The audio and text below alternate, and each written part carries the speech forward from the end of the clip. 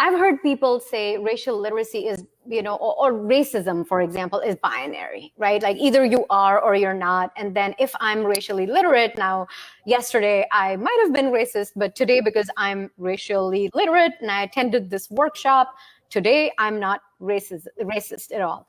Like, how does that work? And what is the model that you think about? I want to laugh because last night I was in a conference talking about racism, and you hear white people say, "Oh, I don't have a racist bone in my body." Do you know 500 years of institutional, cultural, white is at the top of all of the other races. And so it's not binary.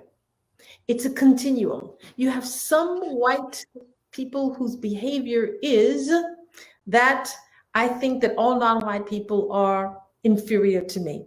And then you can go along the continuum and you say, well, they're not inferior, but da-da-da. And then you can get to the point that say, well, I don't feel comfortable around them. I don't understand them. And then you can keep going until you get to the point where you say, I believe that all human beings are equal and deserve justice, and that we need to give reparation in our society to create now social justice, equity, and dignity.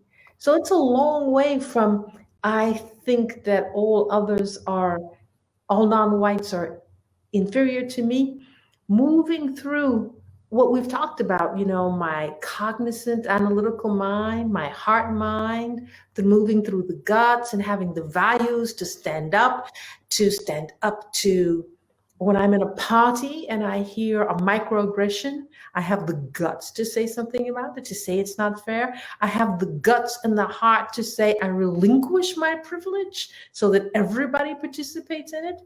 This is the path of racial literacy, which also includes racial literacy. So when we talk about someone saying, I'm not racist, I'm like, it's not binary. Where are you at on the continuum? And more importantly, where do you want to go as an individual?